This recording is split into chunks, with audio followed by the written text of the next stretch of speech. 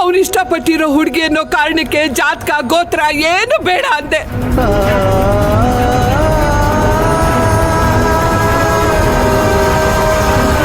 ಆದ್ರೆ ನಿಮ್ ಮಗಳು ಸುಖಕ್ಕೋಸ್ಕರ ಅವ್ನ್ ಕುಟ್ಕೆ ಕುಯ್ಯಕ್ಕೆ ಹೊರಟಿದ್ದೀರಾ?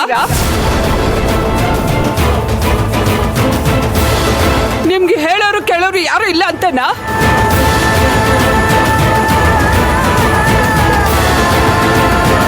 ಹೇಯ್, ನನ್ ಮೊಮ್ಮಗ ಅನಾಥ ಅಲ್ಲ, ಅವನ್ಗೆ ನಾನಿದ್ದೀನಿ.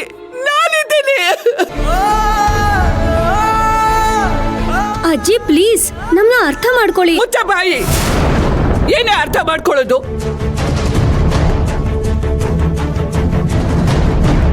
ಈ ವಿಷಯ ಕೇಳಿ ನನ್ನ ಎದೆನೇ ಹೊಡೆದೋಯ್ತು.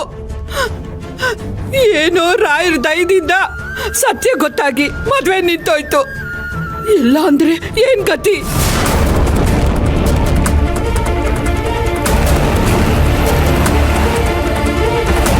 ನಮ್ಗೆ ಮೋಸ ಮಾಡ್ತಿರೋ ನೀವುಗಳು ನೀಚರು, ಮೋಸ್ಕರ್ರು.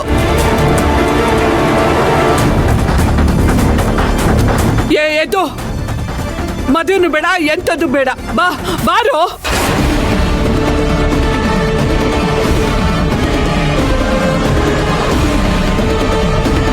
ಇದಕ್ಕಿಂತ ಅಪ್ಪನಂತ ಹುಡುಗಿ ತರ್ತೀನಿ ನಿನ್ಗೆ. ಬಾರೋ. ಅಮ್ಮ,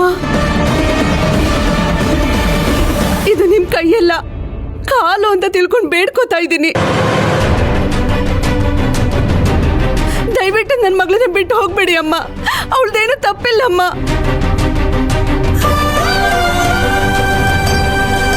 ಈಗ ನಿಮ್ಮ ಮೊಮ್ಮಗ ಹಸೆ ಮನೆಯಿಂದ ಎದ್ದೋದ್ರೆ ಮುಂದೆ ನನ್ನ ಮಗಳನ್ನ ಯಾರಮ್ಮ ಮದ್ವೆ ಆಗ್ತಾರೆ?